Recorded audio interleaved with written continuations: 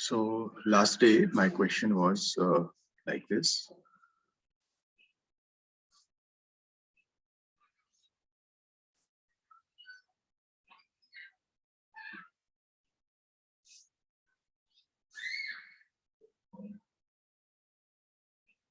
Okay, so this is the square plate,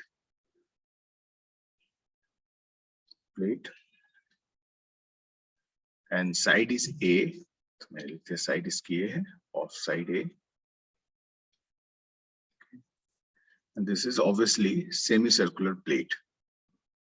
Circular plate. Okay. And this is the center of square. Okay, this is center of plate, circular plate. I've asked you, suppose this is the origin. This is the origin. मैंने ले लिया. I've asked you, what is the position of center of mass of this system? Okay. मैंने last day आपको एक method से बताया था, दूसरा मेथड अब मैं बता रहा हूँ कि अल्टरनेटिवली आप ऐसे सॉल्व कर सकते हैं. Position of centre of mass will be equal to, if you remember, m1 x1 plus m2 x2 upon m1 plus m2 लिख सकते हैं, राइट ना, if you remember this thing.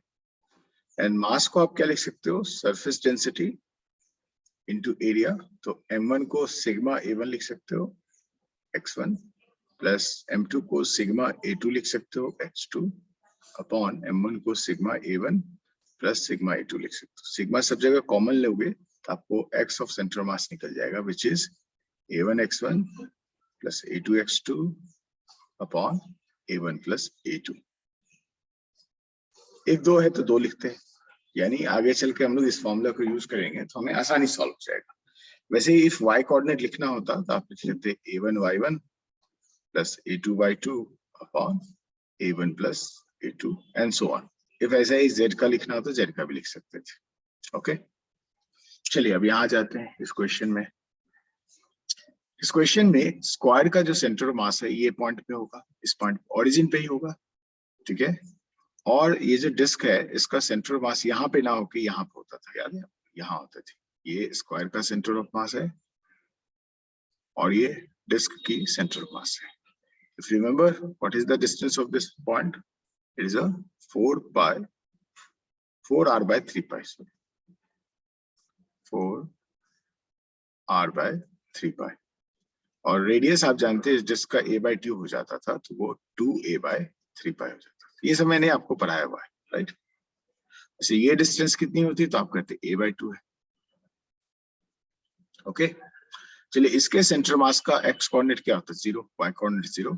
इसके सेंटर मास का x कोऑर्डिनेट क्या होता था? आप कहते sir a/2 plus 2a/3 pi, है ना, कॉमा 0. y कोऑर्डिनेट 0, ठीक है. अब मैं इस फॉर्मूले को यूज करूंगा, मुझे x सेंटर मास मिल जाएगा. So can I write x centre of mass will be equal to a1. तो स्क्वायर की एरिया क्या होती है? a का स्क्वायर, और इसकी x कोऑर्डिनेट क्या है? 0, है ना. इसकी x कोऑर्डिनेट देखो 0 है, प्लस ये जो हाफ डिस्क है इसकी एरिया क्या होती है? तो आप कहेंगे पाई r²/2, राइट. आधा है तो पाई r²/2 इंटू उसकी x कोऑर्डिनेट क्या है? a/2 plus 2a/3 pi upon a1 plus a2 में स्क्वायर का एरिया a² और इसकी एरिया पाई r²/2, ठीक है. r की वैल्यू रख सकते हो, r की वैल्यू a/2 होगी और हमारा आंसर आ जाएगा. Are you okay with this? तो r की वैल्यू एक जगह लिखते हैं तो ये तो 0 हो जाता है आपका, ये वाला पार्ट तो 0 ही हो जा रहा है. ये वाला हो जाता पाई/2. r की जगह आप लिख लेते a/2 का स्क्वायर इंटू ये a/2 plus 2a/3 pi, okay, and upon a² plus pi, r² की जगह a/2 का स्क्वायर. इसको सॉल्व करते और आपका आंसर आ जाता. ओके, और surface mass density is what? मैं लिख देता हूँ, सिग्मा जो है surface mass density, it is mass per unit surface area. Area, ठीक है, ये होती है सिग्मा। चलिए लिख लीजिए इसको, this is the alternative method. So इसको मैं डायरेक्ट लिखा सकता हूँ इस तरह से, a1 x1 ये वाला फॉर्मूला यूज करके सॉल्व करता हूँ। Write down.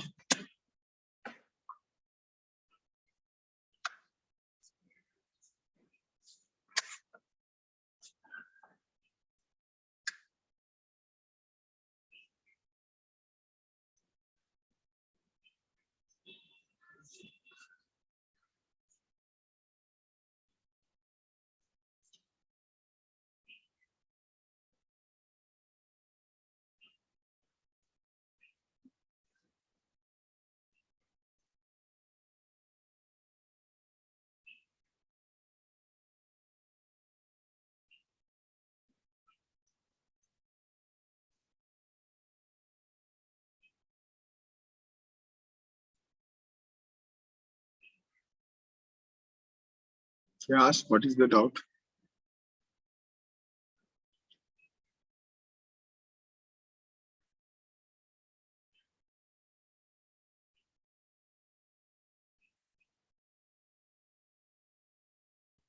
सर ये नहीं समझा, 4r/3π इक्वल टू 2a/3π कैसे हो? 4r/, हाँ वो तो लास्ट डे पढ़ाया था ना मैंने। वो r की रेडियस क्या है इस डिस्क की, a/2 है ना। देखो ये पूरा साइड इफ a है, ये पूरा a है, तो इसकी रेडियस यहाँ से यहाँ क्या होती है, a/2 होती है ना, राइट। तो इस इसकी रेडियस a/2 है, तो r की जगह a/2 रखो, तो यही आ जाएगा ना।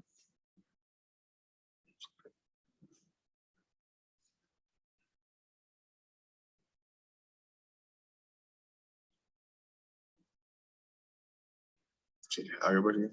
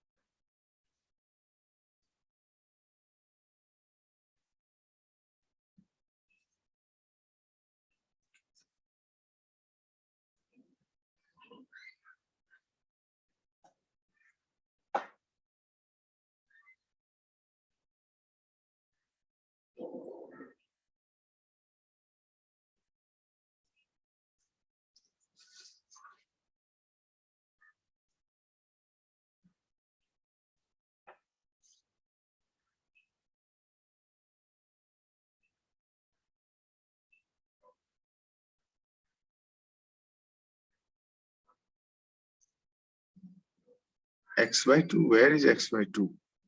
x2 है ना, a1 x1 plus a2 x2 है, right, a2 x2, x2 means ये जो सेकेंड वाला एरिया है उसकी x कोऑर्डिनेट।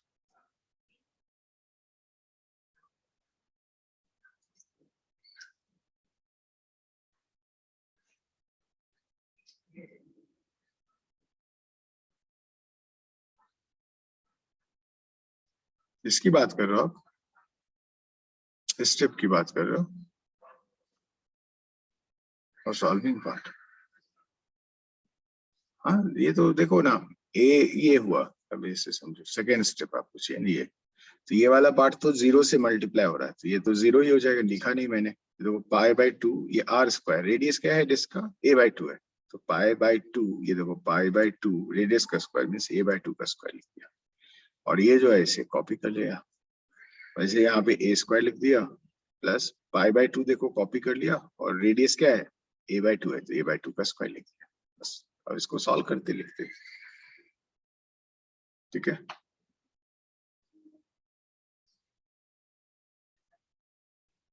चलो आई होप लिख लिया आप लोगों ने, आगे बढ़े।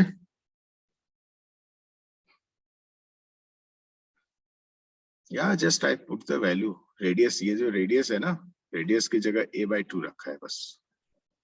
देखो यहाँ पे रेडियस है, यहाँ पे रेडियस है, उसकी जगह देखो a/2 रखा, दैट्स इट।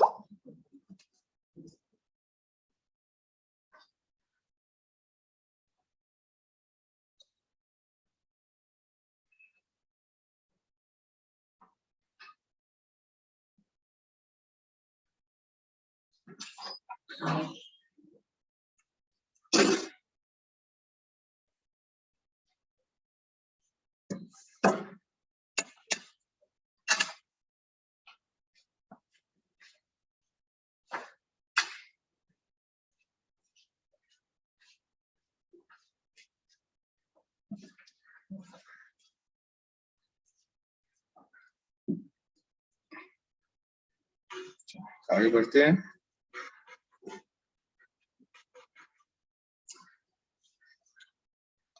ऐसा ही एक और लिखते हैं। सपोज मैंने आपको क्वेश्चन दे दिया,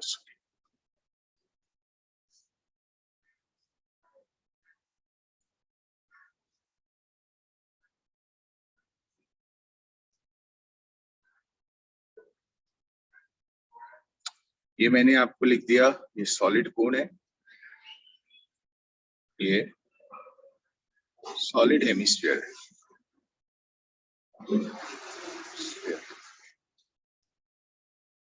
इसकी हाइट जो है आपको h गिवन है और इसकी रेडियस है r, ऐसा गिवन है आपको क्वेश्चन है। और इस पॉइंट को मैंने कह दिया कि ओरिजिन है मेरा, ओरिजिन। ठीक है, मैंने क्वेश्चन पूछा आपसे, find position of centre of mass of given system. तो इसको सॉल्व करेंगे। इसमें आपको लिखना हो, सपोज x सेंटर ऑफ मास लिखनी हो तो आप लिखेंगे, इसे क्या लिखेंगे, m1 x1 plus m2 x2 upon m1 plus m2।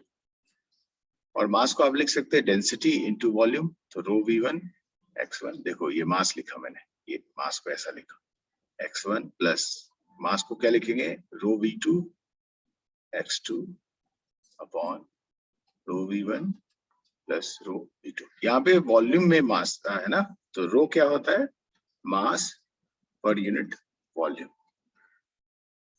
Right. तो रो कैंसिल हो जाता तो मेरा x सेंटर मास इस केस में आ जाता, तो v1 x1 plus v2 x2 upon v1 plus v2। Likewise मुझे y का लिखना होता तो मैं लिखता v1 y1 plus v2 y2 upon v1 plus v2। वैसे z का भी लिख सकते हो ऐसे ही, ठीक है।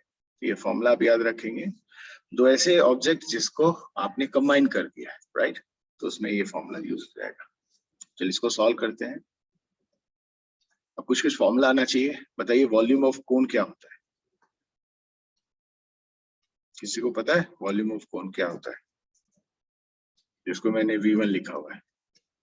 What is volume of cone,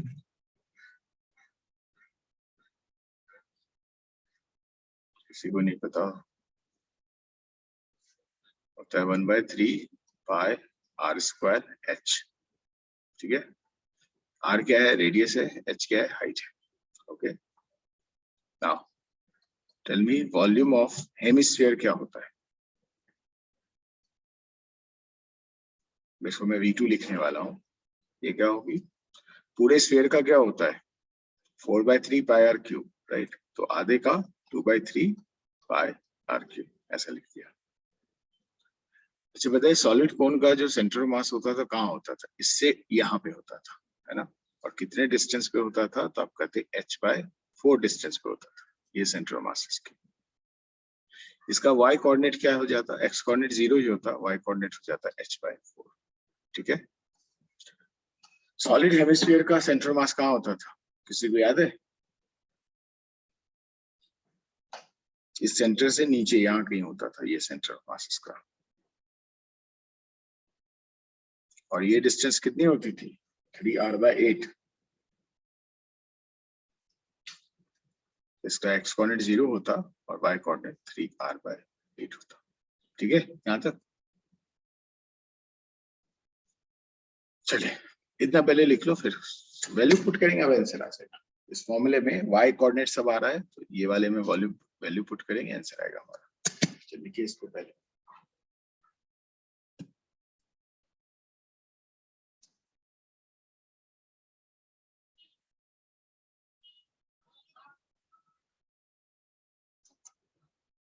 जिसको ये सब नहीं आता होगा तो प्लीज याद कर दीजिए इसको, ये सब चीजों।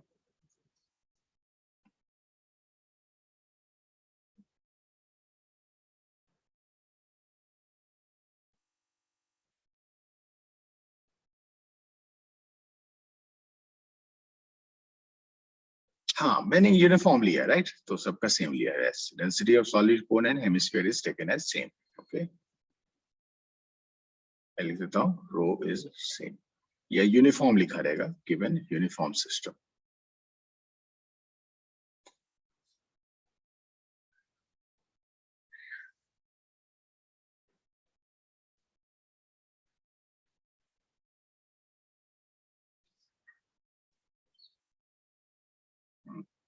रो इज डेंसिटी, इसके बारे में शायद पूछ रहे हो। ये डेंसिटी कहते हैं मास अपॉन वॉल्यूम।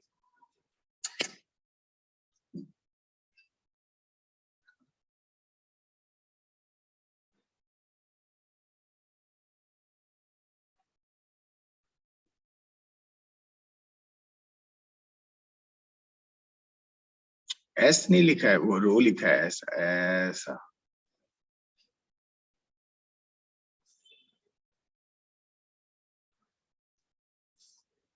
इसको बोलते हैं हम लोग रो, रो।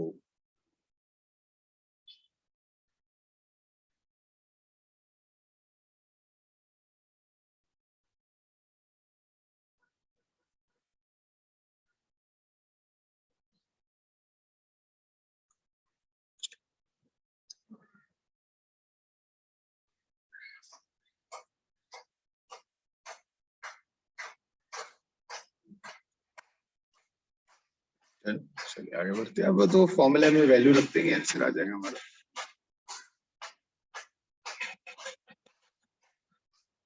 तो मैं ये वाला फॉर्मूला यूज करूंगा। देखो दोनों की एक्स कोऑर्डिनेट 0 थी, है ना, तो दोनों का वाई कोऑर्डिनेट ही रखना है। तो मैं लिखूंगा वाई सेंटर ऑफ मास,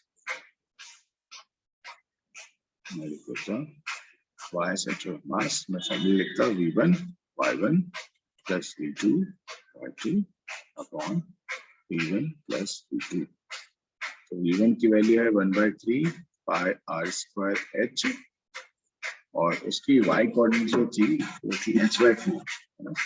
मैंने लिख दिया h/4 प्लस v2 ये है 2/3 पाई r3, और इसके y कोऑर्डिनेट की वैल्यू है 3r/8, लिख दिया 3r/8 upon v1 plus v2। Simple है, 1/3 पाई r स्क्वायर h v1 है, और v2 की वैल्यू है 2/3 पाई r3।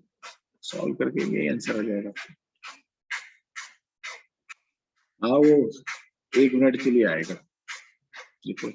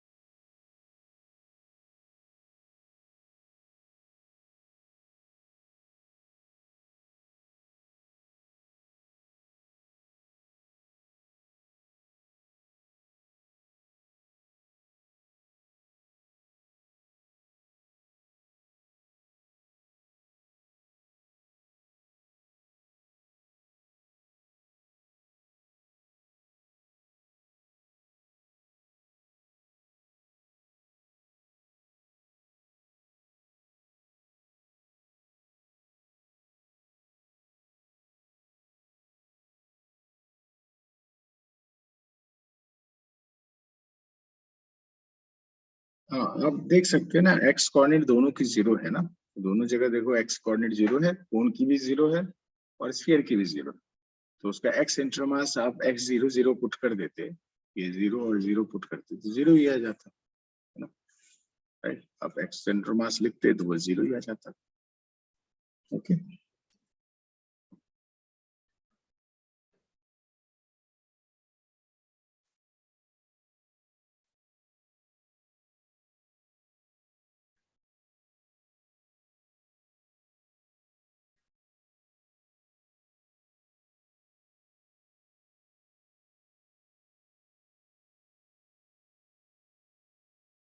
देन आगे बढ़े।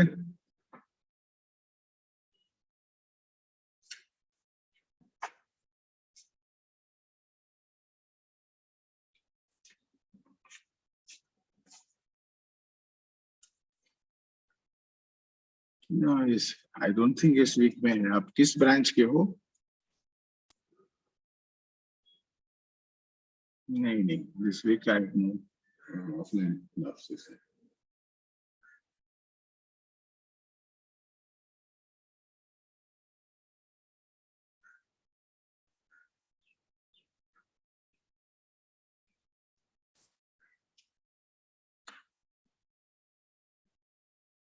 Next week meeting, next week का time.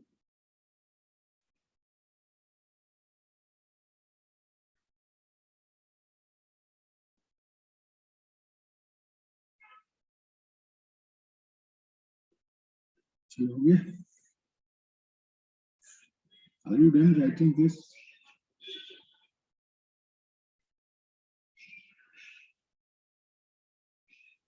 Yeah, next week I don't know now. There is no timetable for the next week. Okay. चलो आगे बढ़ते हैं।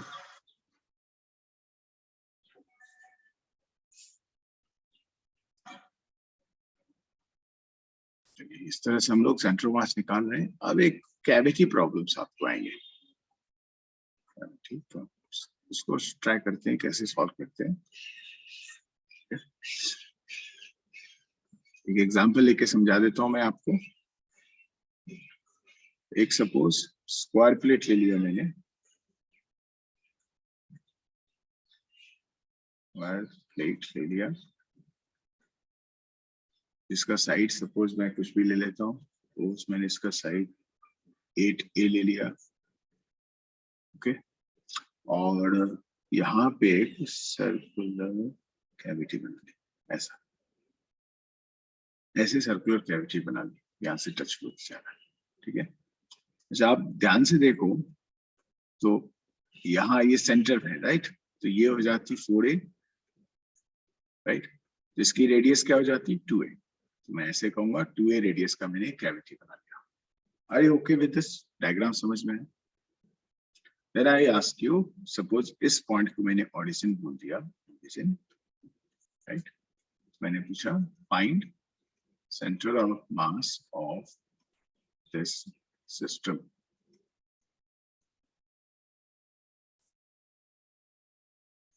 कैविटी में यहाँ से कट कर दिया, यहाँ से रेक्टेंगुलर प्लेट में ये कट करके डॉट डॉट डॉट जो बोला है मैंने, ये कट कर लिया, मीन्स इधर मास है, इधर मास है, ऐसा,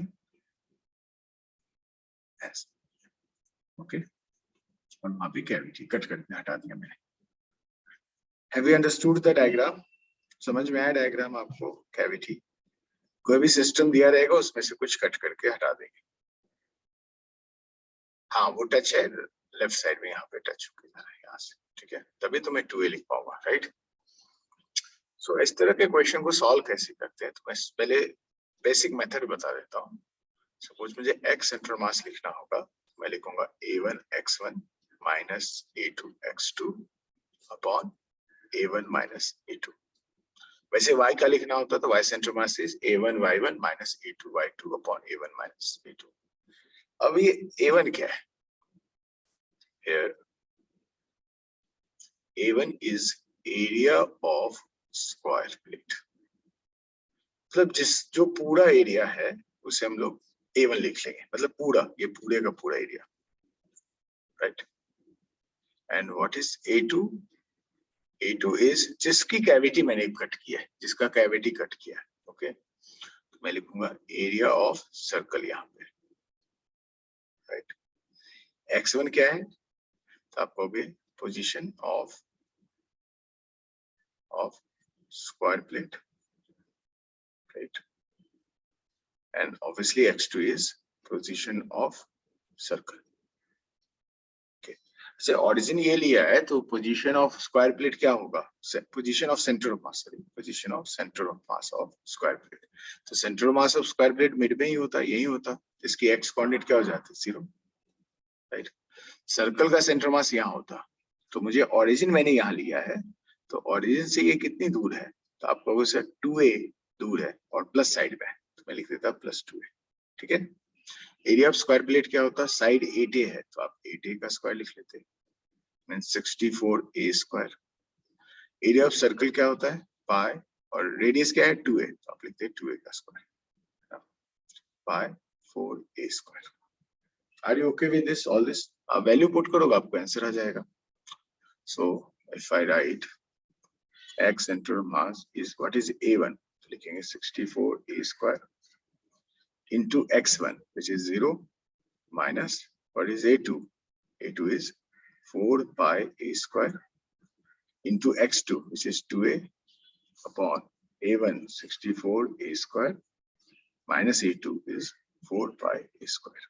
Obviously 0 हो गया and we can solve this question.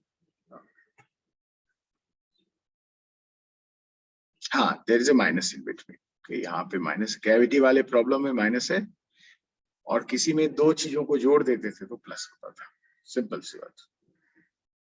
ठीक है,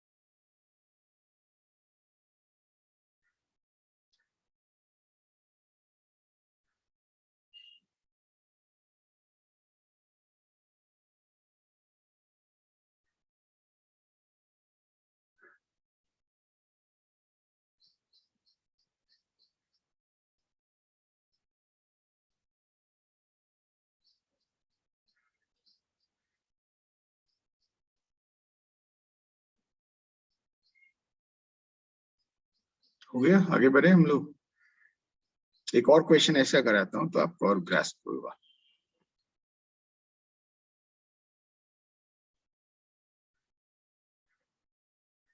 Okay, should I move?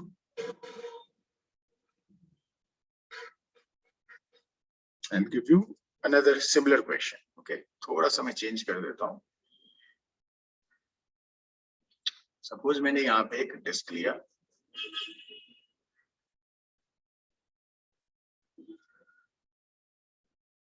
okay, और इसमें एक डिस्क जैसी कैविटी बना दी, सर्कुलर कैविटी बना दी, ऐसा। सपोज ये आपको गिवन है कि ये आर है, और इस पॉइंट को मैंने दे दिया ऑरिजिन, मींस जिस पॉइंट से आपको सेंटर मास निकालना है।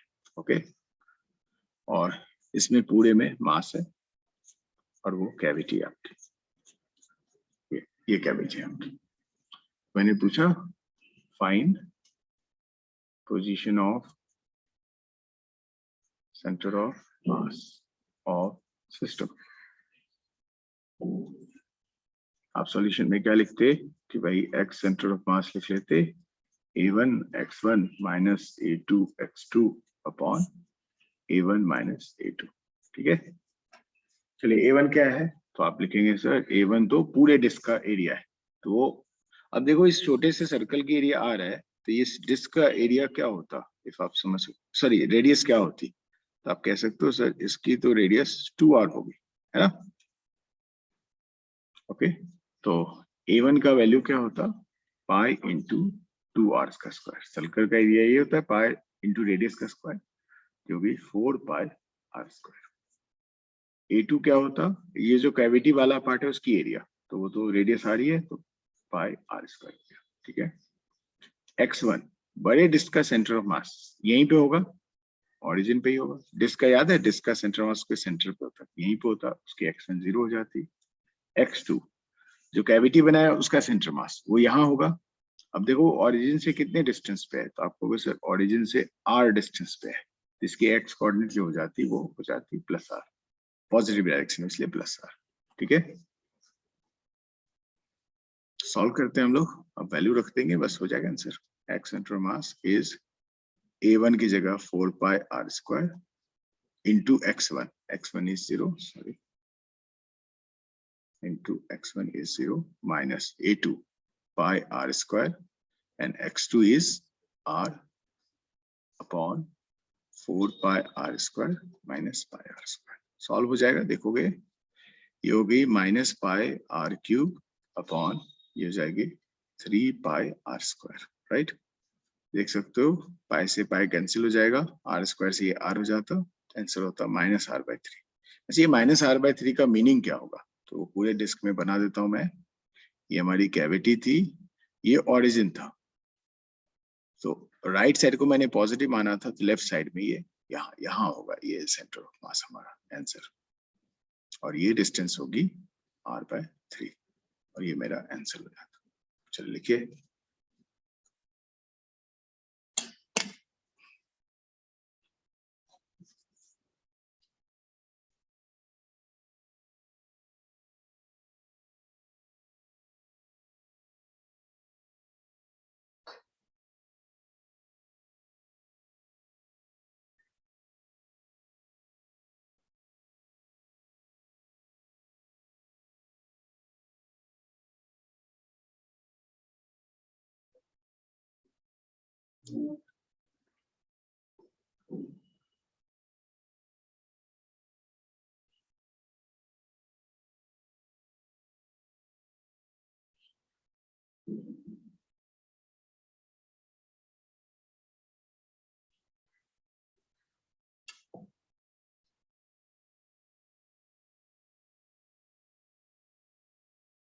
x1 देखिए ना, आप ओरिजिन कहाँ लिए, इस पॉइंट को ओरिजिन लियो, है ना, इस पॉइंट को ओरिजिन लियो ना, और ये डिस्क का जो सेंटर मास होगा वो यही होगा ना, तो उसकी उसकी x1 की वैल्यू क्या आएगी, 0 आएगी।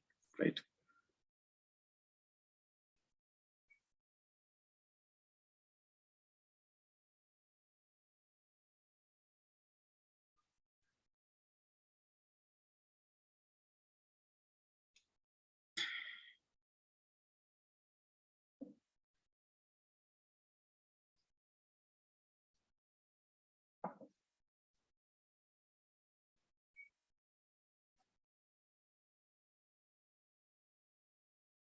नहीं नहीं, अब देखो ये ओरिजिन है, ये जो कैविटी वाला है उसका सेंटर मास तो यहाँ पे होता ना, यहाँ पे होता उसका सेंटर मास, तो ये डिस्टेंस हो जाती है आपकी x2। राइट, तो x2 क्या होगा, r के इक्वल होगा, प्लस r के इक्वल एक्चुअली।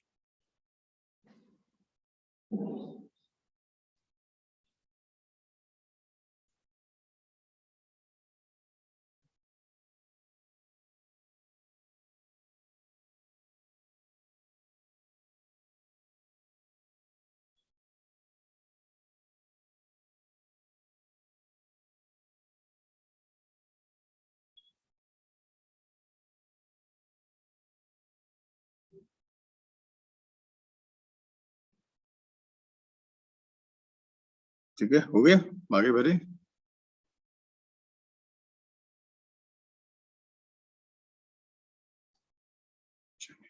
आई होप लिख लिया आप लोगों ने।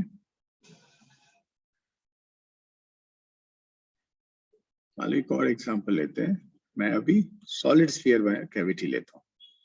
सॉलिड स्फीयर मतलब यहाँ पे एरिया नहीं चलेगा, वॉल्यूम चलेगा, है ना।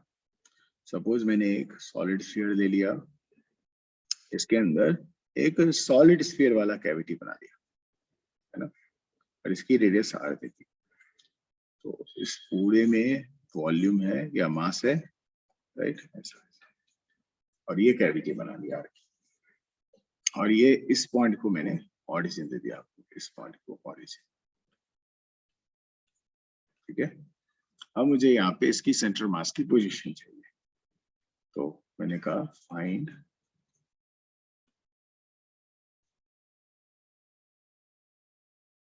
यस यस, जहां जहां आपने एरिया लिखा था वहां पे वॉल्यूम लिख देंगे, बस सेम फॉर्मूला आ जाएगा। Find position of centre of mass of the system, ठीक है। इस तरह के क्वेश्चन में आप एक्स सेंटर मास क्या लिखते, v1 x1 minus v2 x2 upon v1 minus v2। What is v1 over here, जो पूरा जो स्फीयर है बड़ा वाला, उसका वॉल्यूम, उसकी रेडियस कितनी होगी। तो आप देख सकते हो, इफ ये r है, ये 2r हो जाता है, तो इसकी रेडियस हो जाती है 2r। तो वॉल्यूम का फॉर्मूला स्फीयर के लिए क्या होता है, 4/3 पाई रेडियस का स्क्वायर, इसकी रेडियस 2r है, रेडियस का क्यूब, राइट। ये हो जाता है 32/3 पाई r क्यूब। v2 मतलब ये जो कैविटी बना है उसकी वॉल्यूम, तो हो जाती है 4/3 पाई, उसकी रेडियस r है, r क्यूब लिख दिया मैंने। x1 0 लिख दूं मैं, बड़े वाले सॉलिड स्फीयर की सेंटर ऑफ मास यहीं पे होती है, ओरिजिन पे, तो 0। और x2 मींस जो कैविटी बनाया है उसकी सेंटर मास ये यहाँ पे होती, ऑब्वियसली इससे कितने डिस्टेंस पे होता है, यही x2 होता, वो r ही हो जाता, मैं लिखता +r। अब वैल्यू पुट कर दूं, आंसर आ जाएगा। मेरा x सेंटर मास हो गया v1 is 32/3 pi r cube into x1 is 0 minus v2 4/3 pi r cube into x2 is r upon v1 minus v2 means 32/3 pi r cube minus 4/3 pi r cube। अब देखो ऊपर में हो जाएगा -4/3 pi r4, नीचे में हो जाएगा 28/3 pi r cube। अब तो सॉल्व हो जाएगा, ये क्या क्या कट हो रहा है, पाई से पाई कैंसिल हो जाएगा, r3 से ये r हो जाएगा, 3 से 3 कैंसिल हो जाएगा, और ये 1/7 हो जाएगा, तो -r/7 आ जाएगा, ठीक है। -r/7 का मीनिंग क्या होगा, फिजिकली समझो इसका। ये मेरा सॉलिड स्फीयर था और इसमें ये कैविटी, राइट, और ये ऑरिजिन था मेरा। -r/7 का मतलब ऑरिजिन से पीछे, यहाँ कहीं सेंटर ऑफ मास है, और ये डिस्टेंस हो जाती r/7। चलिए लिख लीजिए इसको।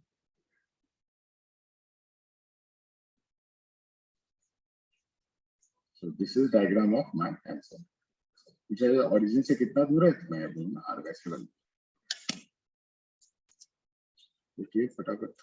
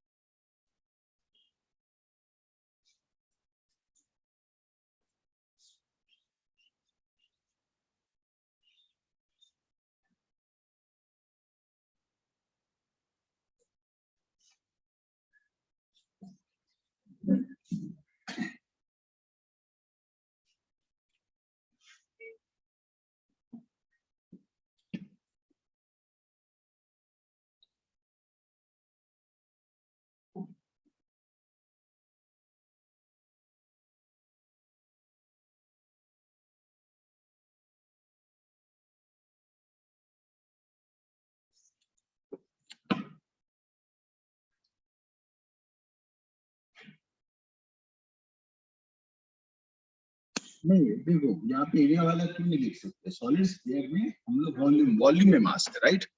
Over here in solid sphere, mass is present in the volume, right? So that is why you will write the volume of formula. Okay.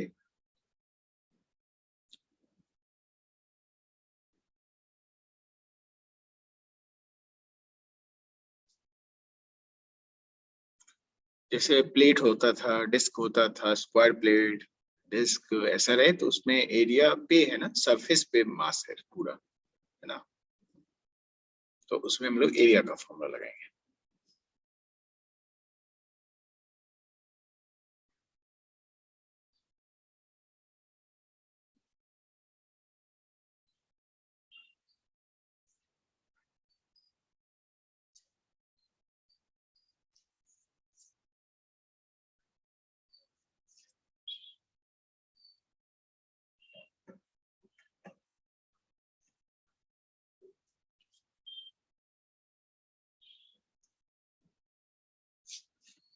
हो गया, आगे बढ़े हम लोग।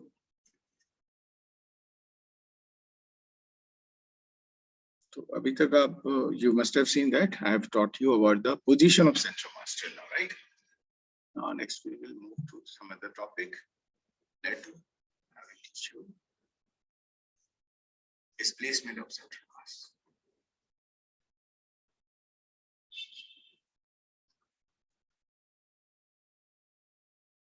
Of system or body.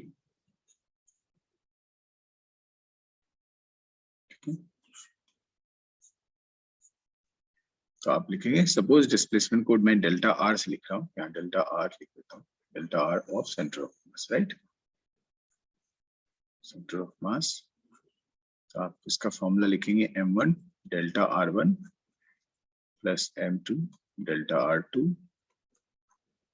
So on, जितने रहेंगे मासेस रहेंगे उतना लिख दूंगा, यहाँ पे m1 plus m2 plus so on, right? What is delta r1? It is the displacement of mass m1। उससे पूछा जाएगा डेल्टा r1 क्या है, आप कहेंगे it is displacement of m1. What is delta r2? It is displacement of particle of mass m2 and so on. Okay. Are you okay with displacement वाला thing? इसको लिखिए फिर मैं इक्वेशन कराऊंगा डिस्प्लेसमेंट। ये फॉर्मूला आप याद रखिए, सिंपल सिमिलर है तो याद रखना आसान है।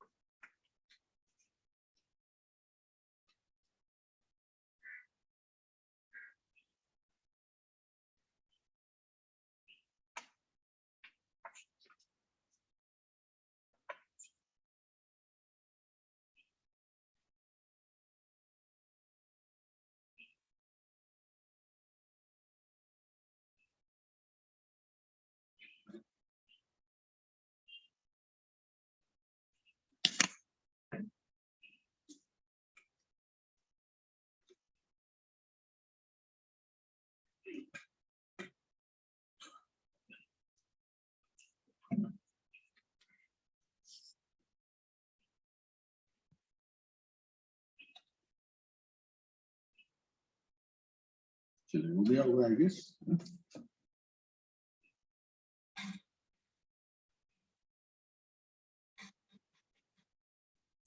एग्जांपल ले लेते हैं, सपोज ये मैंने लिख दिया कि 6 kg है, दूसरी पार्टिकल जो है वो 4 kg है। तो मैंने कहा आपको 6 kg is displaced by 4 meter in left direction and 4 kg is displaced by 6 meter in right direction. Okay, find displacement of center of mass of the system. System means यहाँ पे दोनों 6 kg and 4 kg दोनों system है. 6 kg and 4 kg दोनों ले लिया. उसका centre mass आप जानते निकालना जानते थे, बट मुझे सेंटर मास निकालना नहीं है. ऑब्वियसली इन दोनों की सेंटर मास यहाँ की थी, राइट? इसके 6 kg के पास में थी, बट सेंटर मास निकालना नहीं. मुझे क्या निकालना है? डिस्प्लेसमेंट ऑफ सेंटर मास निकालना है. तो बहुत ही आसान है. मैं पहले वाला फॉर्मूला लिख दूंगा. तो कहूंगा displacement of centre mass will be equal to m1 delta r1. दो ही है तो मैं दो बार लिखूंगा. m2 delta r2 upon m1 plus m2, right? What is m1? 6 kg. और उसकी डिस्प्लेसमेंट किधर है? देखो लेफ्ट में लिया मैंने, 4 मीटर इन लेफ्ट. सपोज मैंने राइट को पॉजिटिव ले लिया तो लेफ्ट -4 लिख दूंगा. ये वेक्टर है, याद रखना ये वेक्टर है, तो साइन लेंगे. Plus 4 kg, m2 4 kg. और इसकी डिस्प्लेसमेंट किधर लिखा मैंने? 6 मीटर इन राइट. तो राइट को मैंने प्लस लिखा है, +6 अपॉन m1 प्लस m2 में 6 + 4 को -24 अपॉन 10. तो ये 0 ही हो गया, 0 मीटर. इसका मतलब क्या हुआ? सेंटर मास की डिस्प्लेसमेंट हुई नहीं. तो आप कहेंगे so displacement of centre mass in this question is 0. ऐसा जरूरी नहीं है 0, ऐसा मैंने डेटा लिया है इसलिए 0 आया. ओके, ये मेरा आंसर हो गया. चल लिख लीजिए.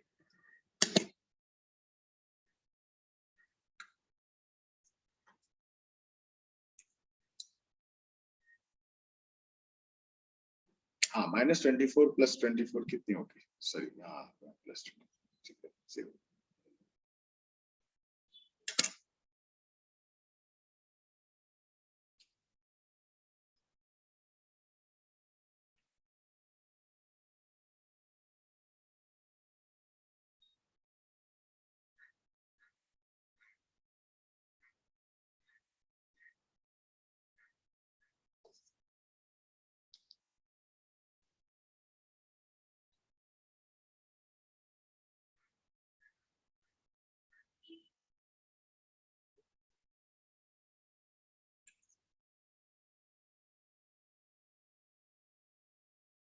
लेफ्ट में है इसलिए -4 लिया.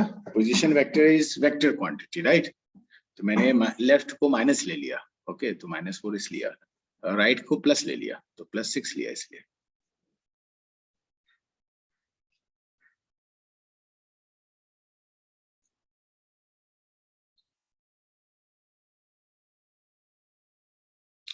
पेज पहले लिख लो, रुको देख लो. अच्छा, वो लास्ट पेज में यही फॉर्मूला लिखा मैंने और कुछ नहीं लिखा. ये वाला फॉर्मूला एक बार देख लो.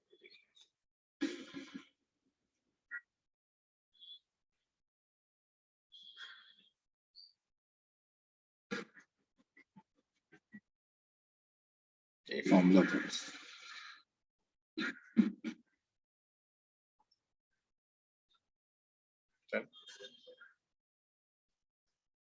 चलिए आगे बढ़ते हैं. एक क्वेश्चन आप लोग ट्राई करो फिर डिस्प्लेसमेंट का. एक दो क्वेश्चन मैं कराता हूँ. यहाँ एग्जाम्पल ले लिया, फिर से मैंने ले लिया एक 4 kg यहाँ ले लिया और 6 kg यहाँ ले लिया, राइट? तो इसका सेंटर मास निकालना तो है नहीं मेरे क्वेश्चन में, इधर कहीं होता है ना, 6 kg के पास में होता है इसका सेंटर मास. बट मैं पूछ नहीं रहा हूँ, मैं पूछ रहा हूँ ऐसे 6 kg इज डिस्प्लेस्ड बाय. एक मिनट मैं लिख लेता हूँ क्वेश्चन फिर देखा. Displaced by 6 metre in right direction and 4 kg is displaced by 4 meter in left direction. Find displacement of center of mass of the system.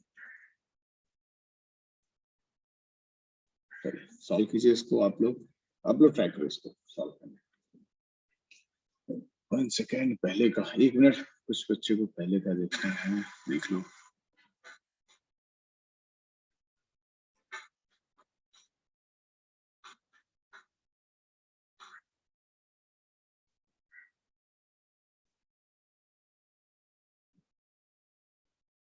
तो एकदम एग्जैक्टली सिमिलर क्वेश्चन दिया है। साइन का आप ध्यान रखना, लेफ्ट राइट में साइन का आपको ध्यान रखना है और फिर क्वेश्चन को सॉल्व करना है। और बहुत आसान सिंपल सा क्वेश्चन है।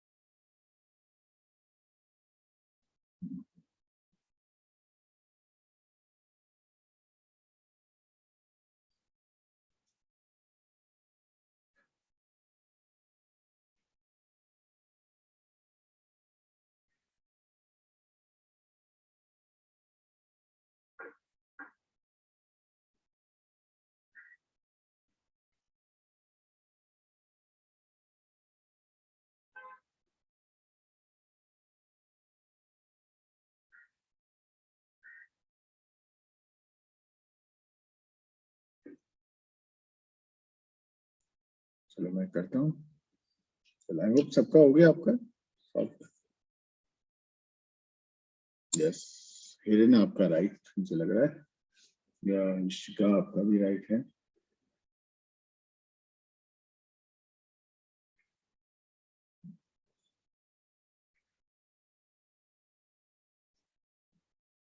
आज आप देखो आपका शायद गलत है। या इट इज आपका भी राइट है। नहीं, उसकी आपका रॉन्ग है। आप देखो चेक करो। सनी का राइट है। हाँ, आपने सही कर लिया सृष्टि। चलो सिंपल है, मैं लिख देता हूँ। Displacement of centre of mass formula है हमारा n1 delta r1 plus n2 delta r2 upon, yes ये सबका सही है, n1 प्लस n2। समझ में आ गया आप लोगों को?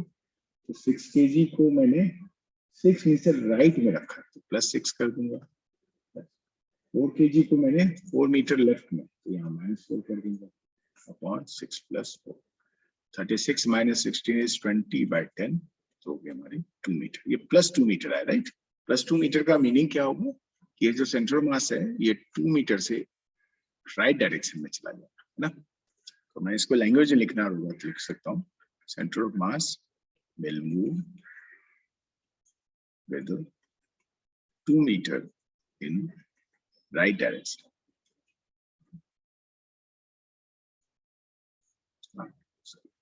ये मेरा प्रॉपर आंसर, मुझे ऐसा लिखना चाहिए, राइट? चलिए लिख लीजिए जिसका नहीं हुआ है।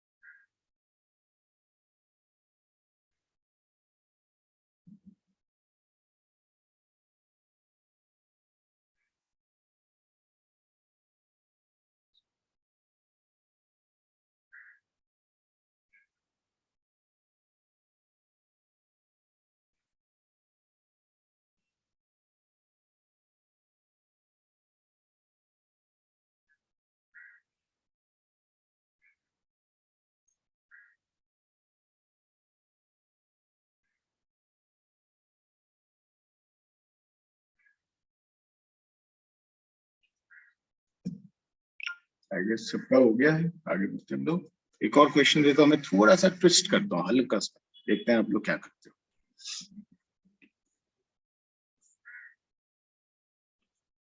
इसे मैं जानबूझ के वही ले लेता हूँ, ये 4 kg ले लिया और ये 6 kg ले लिया।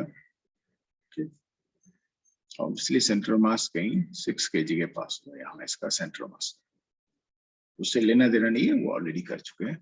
My question is now 4 kg is moved by, well, if it is placed by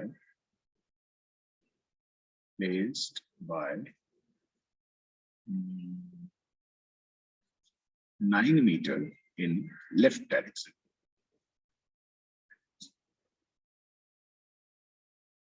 So what should be the displacement of 6 kg so that center mass of system will not displace.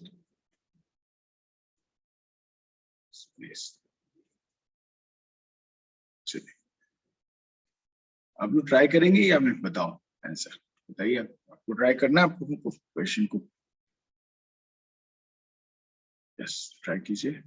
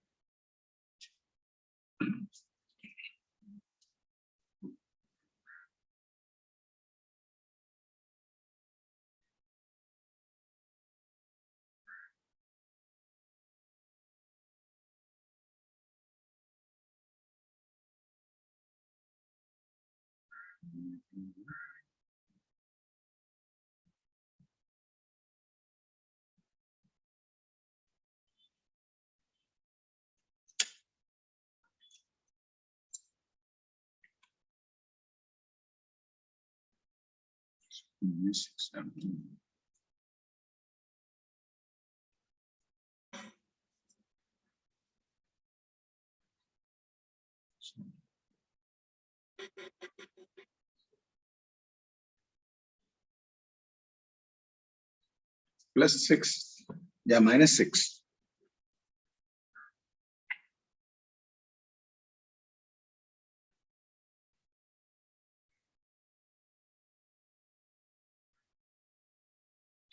दोनों को +6 आया। I am not like telling you कि you are wrong, okay? Hiren and Srishti +6, good.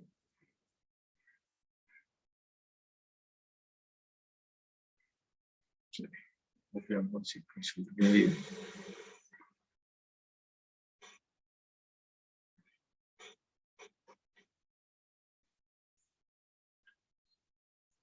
ये सबका सही है, लगभग सबने सही किया है।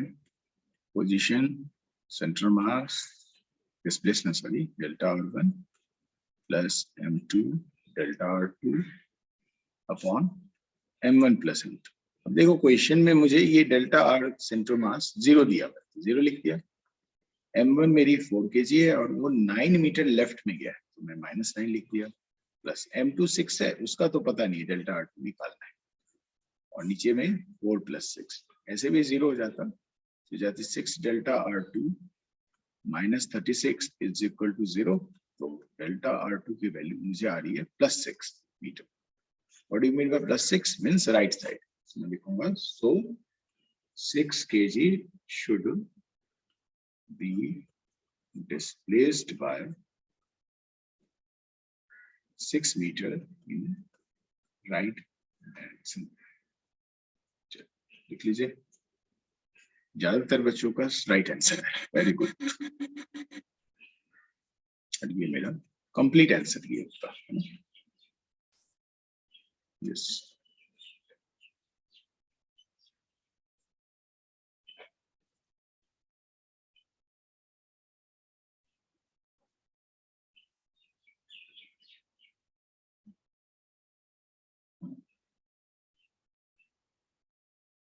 हुए आगे करें क्लियर समझ।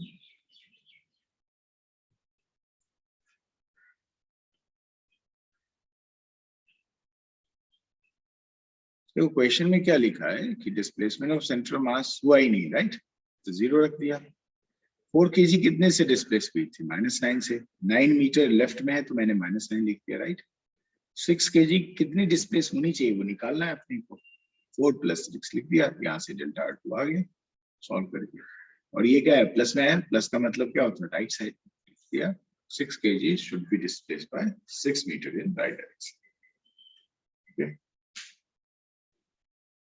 क्वेश्चन को रीड करो, देखो सेंटर मास की डिस्प्लेसमेंट 0 लिखी हुई है ना, 0 रख दी, सिर्फ वैल्यू पुट किया आंसर। ये बच्चों वाला क्वेश्चन है आपके लिए। चलो आगे बढ़े हम लोग।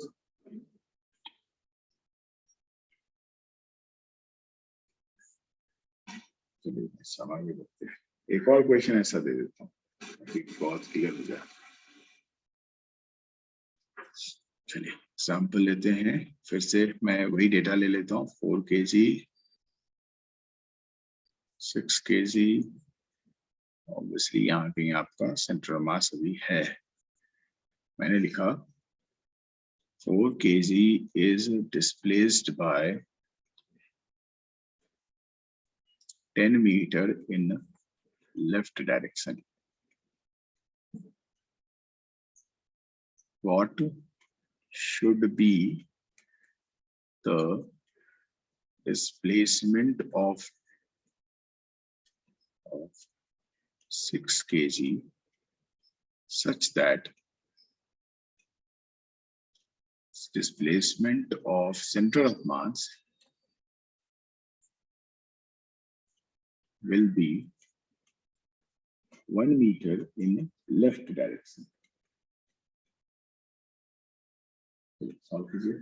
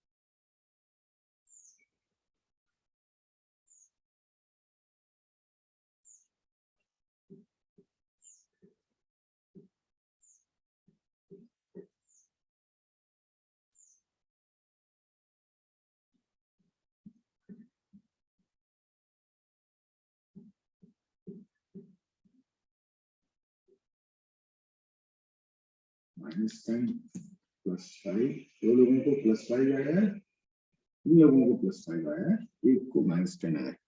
तो शेरलिन आप देखिए आपका कहीं गड़बड़ तो नहीं है।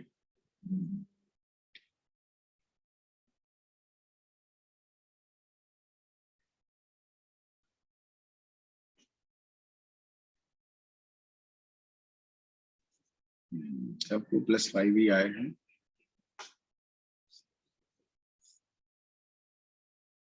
चलिए करते हूँ मैं। ज्यादातर बच्चों को +5 आए हैं। Yes, very good. So मेरा सेम फॉर्मूला है, delta RCOM is equal to M1 delta R1 plus M2 delta R2 upon M1 plus M2। अब देखते हैं डिस्प्लेसमेंट ऑफ सेंटर मास क्या लिखा हुआ है मेरे से, 1 मीटर इन लेफ्ट। तो इसे मैं -1 लिख दूंगा, है ना। m1 इज 4 kg और वो 10 मीटर लेफ्ट डायरेक्शन में मूव किया, तो मैं -10 लिख दिया। m2 इज 6 kg, उसका तो पता नहीं, वही निकालना है हम लोग। and 4 + 6, देखो -1 और 10 वहां जाएगा, -10 हो जाएगा, ये -40 + 6 delta R2, right.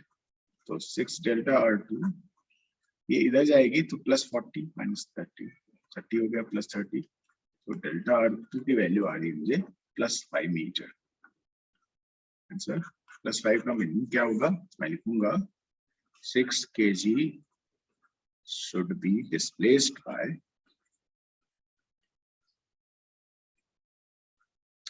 5 meter in right direction, ठीक है, ये मेरा आंसर।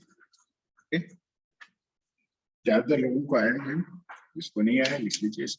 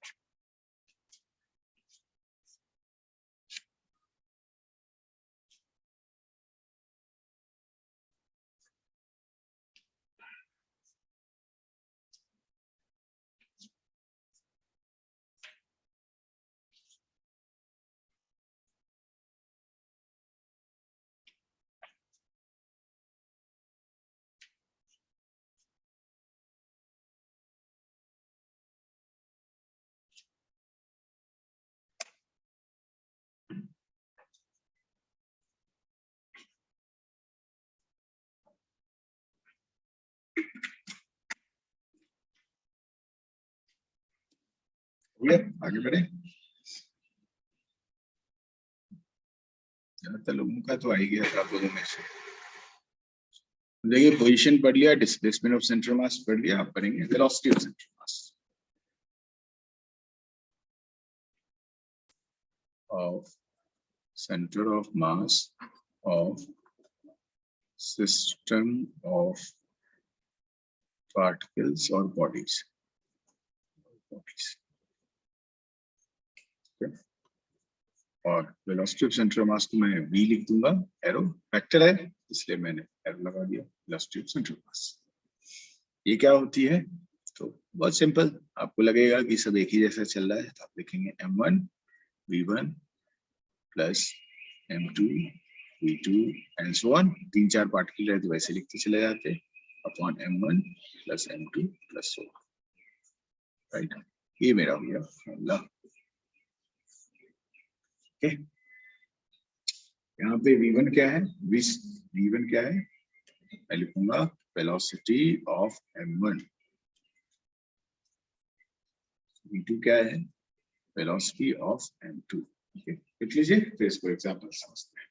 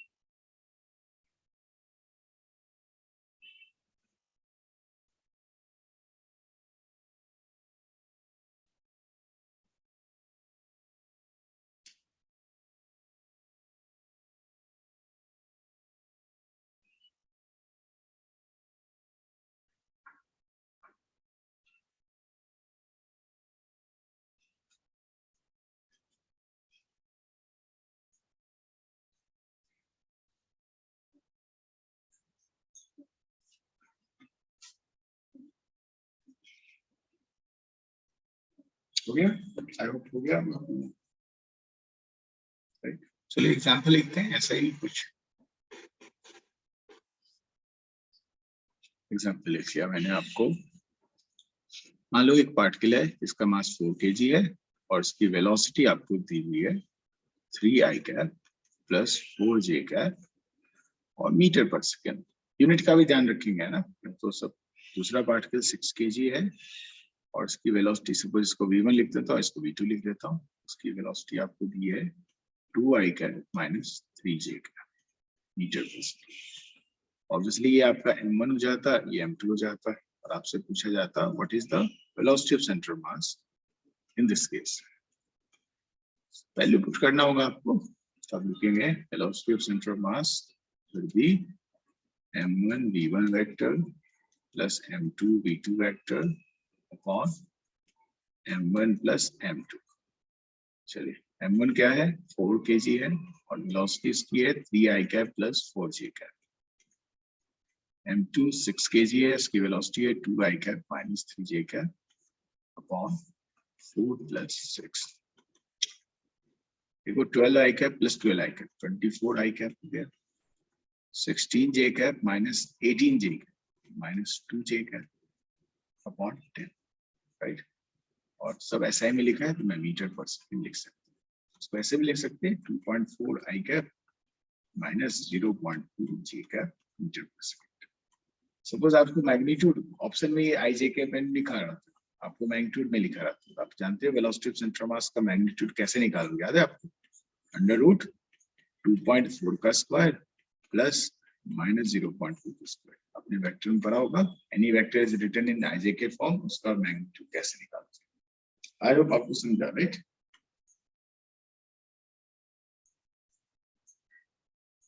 लिख लीजिए, इसको सॉल्व करते। ये इस फॉर्म में भी आपको दिया जा सकता है क्वेश्चन का ऑप्शन, इस फॉर्म में भी दिया जा सकता है।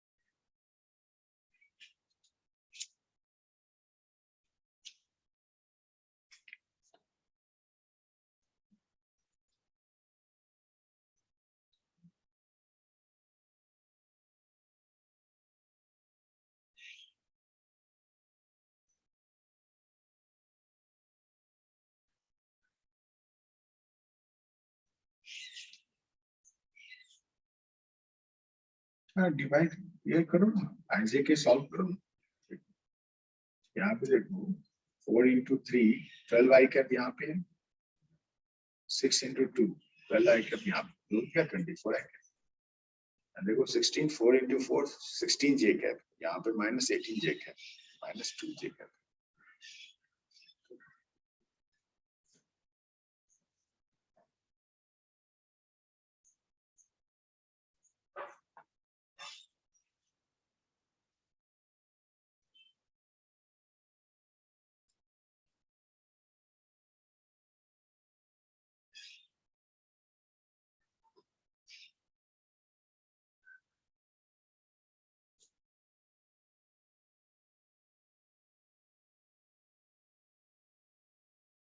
हो गया, आगे बढ़े।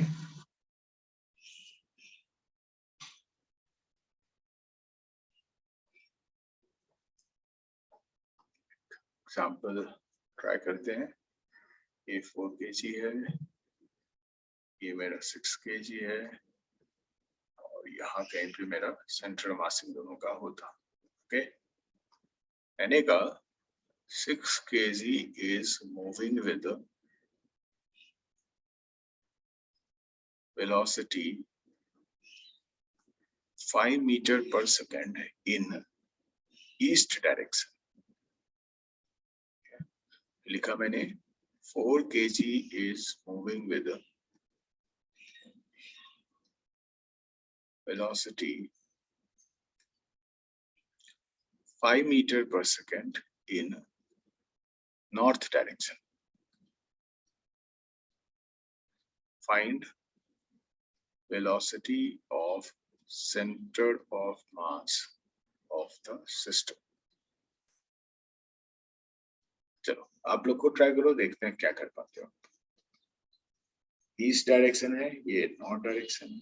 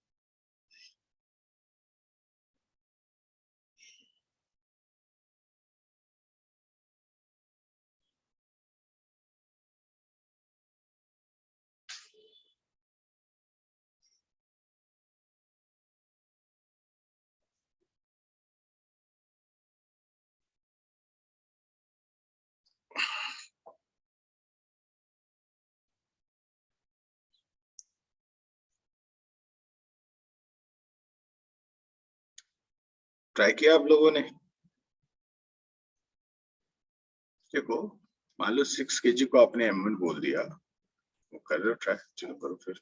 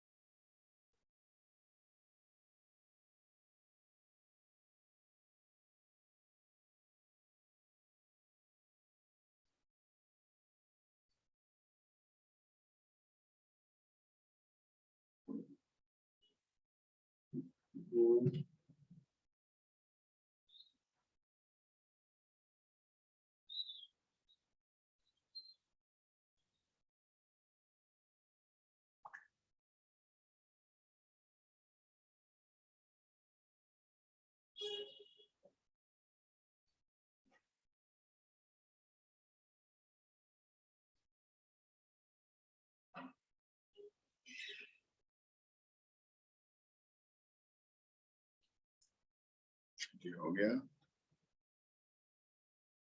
ओके, चलो मैंने 6 kg को सपोज m1 बोल दिया, 6 kg, उसकी वेलोसिटी वेक्टर जो है 5 मीटर इन ईस्ट है, तो मैं ईस्ट को आई कैप लिख सकता हूँ क्या? वेक्टर है, ध्यान से, m2 इज 4 kg, चलो इसको 5 मीटर की जगह 10 मीटर कर देता हूँ, चलो यार है जो भी है। So v2 is 5 metre in north direction, इसको आई कैप नहीं जे कैप लिखना पड़ेगा, नॉर्थ है तो, है ना? ये आपको समझ में आता है ना, आई जे। अब तो फॉर्मूला में पुट करूंगा, आंसर आ जाएगा हमारा। तो वेलोसिटी ऑफ सेंटर ऑफ मास जो होता m1 v1 plus m2 v2 upon m1 plus m2। So m1 is 6, v1 is 5, I cap लिखना जरूरी है, plus m2 is 4, it is v2 is 5 j cap upon 6 plus 4, तो हो गया 30 I cap plus 20 j cap upon 10। ये सब ऐसा ही में लिखा है तो मीटर पर सेकंड लिख सकते हो, इसको लिख सकते हो आप 3 I cap plus 2 j cap metre पर सेकंड, ये आंसर लिख सकते हैं आप। कि आपको मैग्नीट्यूड पूछा जाता, वेलोसिटी ऑफ सेंटर मास की मैग्नीट्यूड बताइए, तो आप जानते हैं क्या करते हैं, 3 का स्क्वायर प्लस 2 का स्क्वायर, तो रूट 13 मीटर पर सेकंड। अब डिपेंड करेगा ऑप्शन में आपका क्या है, मैग्नीट्यूड भी लिखा जा सकता है और आईजे के भी लिखा जा सकता है। लिख लीजिए।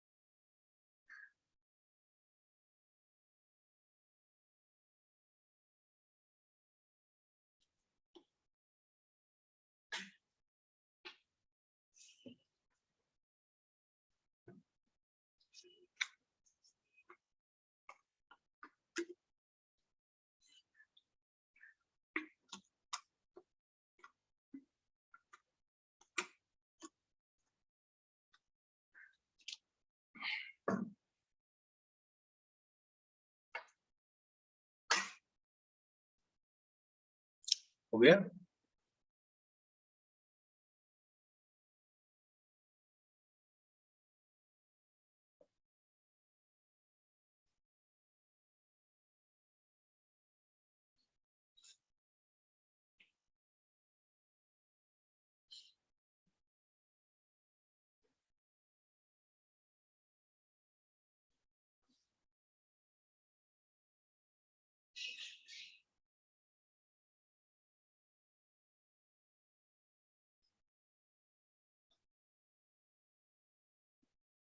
चलिए आगे बढ़ते हैं। इस तरह से वेलोसिटी भी समझ लिया, अब इसमें बहुत सारे क्वेश्चन बनाए जा सकते हैं।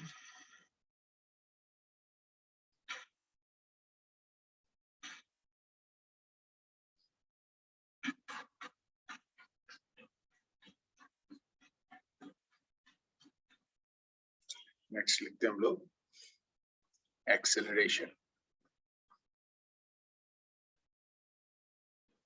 Of centre of mass of system of particles or bodies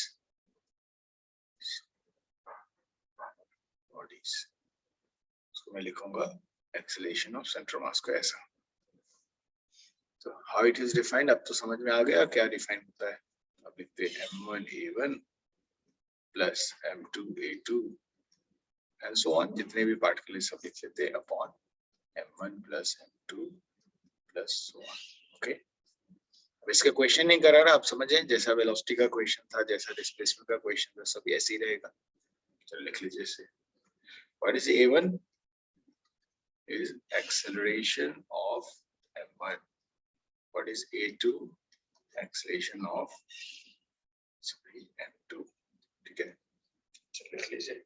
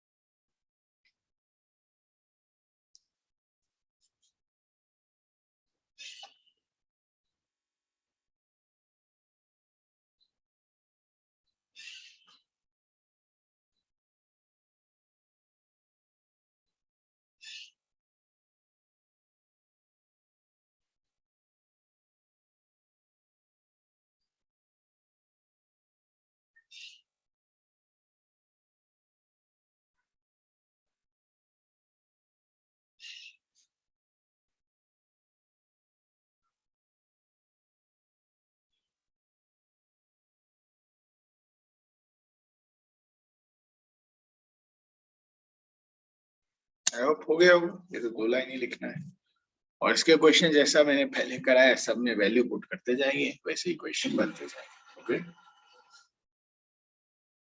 next हम लोग करते हैं काइनेमेटिक्स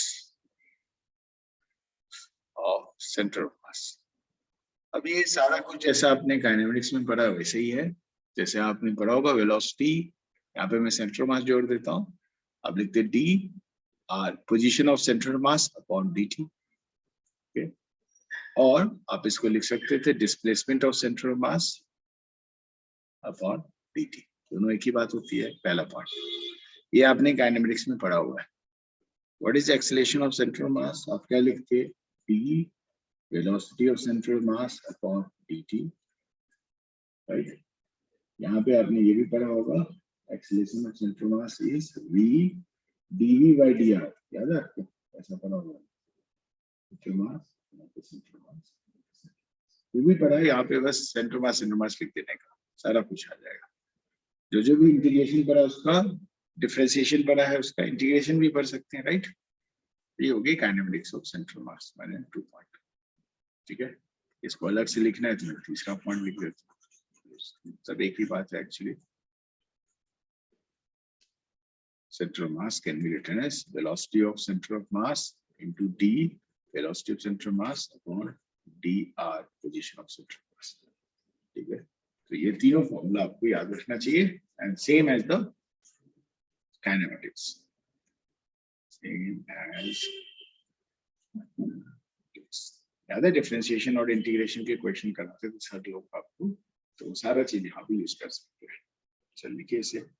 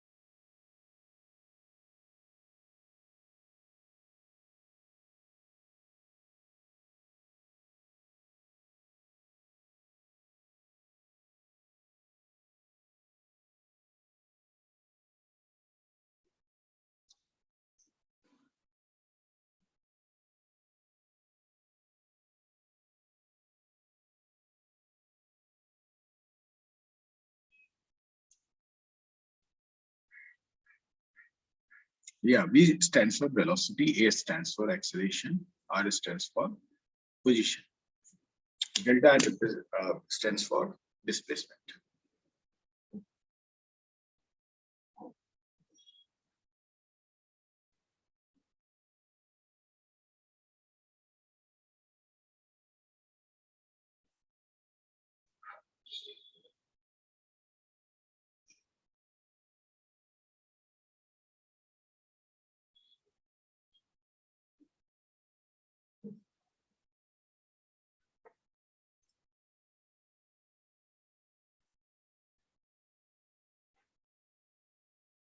हाँ दोनों होता था ना, याद है आपको? ये पढ़ा था ना, acceleration is dv by dt पढ़ा था, और एक्सेलेरेशन को आपने v dv by dr भी पढ़ा था, है ना? बस उसी की जगह सेंटर मास है, सब जगह centre mass centre mass centre mass centre mass सब जगह लिख दो तो फॉर्मूला हो जाएगा सेंटर मास का। सेंटर मास भी पार्ट के लिए है ना एक तरह का। Yes yes, both are correct. अब क्या डिपेंड है, क्या गिवन, उसके अकॉर्डिंग आप लिखेंगे ना।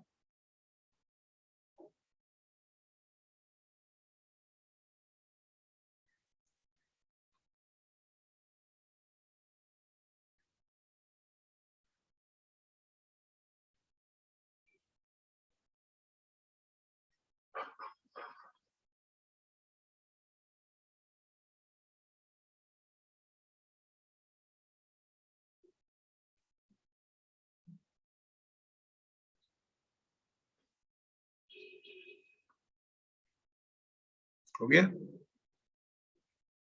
चलिए, इसमें और भी कुछ कुछ चीजें थी।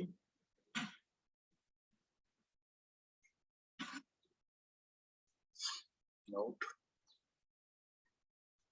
इफ आपको याद हो एक्सेलेरेशन कांस्टेंट होगा तो क्या होगा, तो मैं लिखूंगा इफ, ये आपने सब काइनेमेटिक्स में पढ़ा है, बस ये बता रहा हूँ, ये सारा कुछ सेंटर मास में अप्लाई होगा।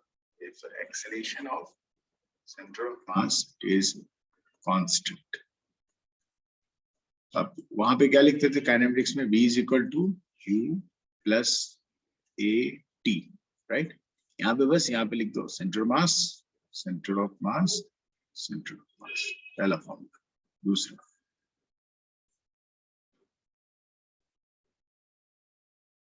दूसरा और क्या होता था, v square is equal to u square plus 2a dot s, या 2as आप लिख लेते थे। एस इज डिस्प्लेसमेंट, मैंने डिस्प्लेसमेंट को डेल्टा आर लिखा हुआ है तो मैं मेंटेन करूंगा, डेल्टा आर लिख देता हूँ डिस्प्लेसमेंट। मैं लिख देंगे centre of mass, centre of mass, centre of mass and centre of mass. Third, और क्या क्या पढ़ा था आपने, S is equal to u t plus half a t square, है ना?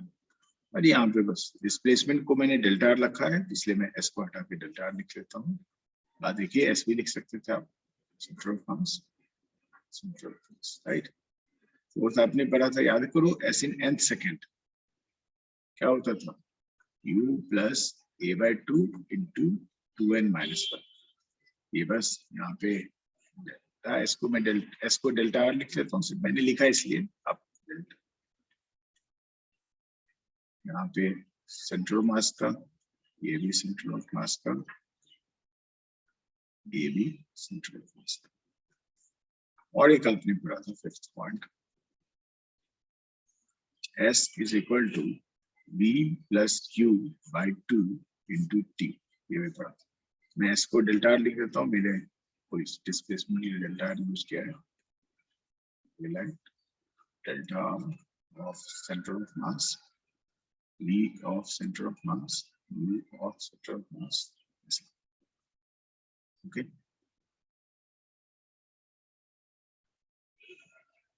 तो आप जानते हैं ये सब कहाँ से आ रहा है, v is equal to u plus a t, अपने काइनेमेटिक्स में पढ़ा है। क्या लिखा, v centre mass is equal to u centre mass plus a centre mass into t. ये आपने पढ़ा, v square is equal to u square plus 2a dot S,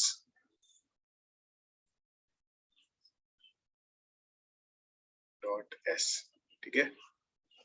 ये आपने पढ़ा है, s is equal to u t plus half a t square. ये आपने पढ़ा है, s in n second is u plus a by two into 2n minus 1। आपने पढ़ा था s is equal to v plus u by two into t. ये formula मैंने central mass के लिए यूज कर दिया, बस ऐसे समझिए, ठीक है? देख लीजिए, यानी काइनेमेटिक्स में जो भी क्वेश्चन पूछे गए थे वो सब सेंट्रल मास में पूछे जा सकते हैं। चलिए लिख लीजिए इसको।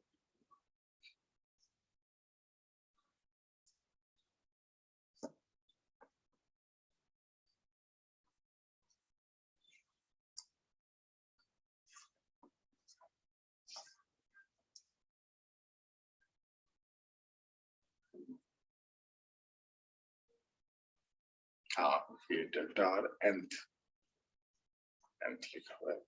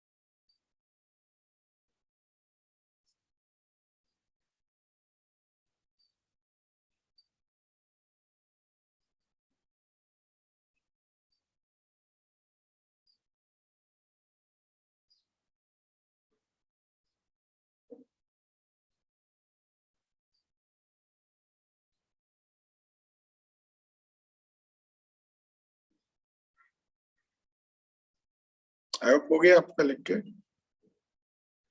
ठीक है। आज का लेक्चर यहाँ खत्म करेंगे हम लोग, ओके। तो इसको प्रॉपरली आप लोग रिवाइज कर लो, ओके। तो फिर नेक्स्ट डे इसको हम लोग आगे बढ़ाते हैं, ओके। चलो, ओके, बाय बाय।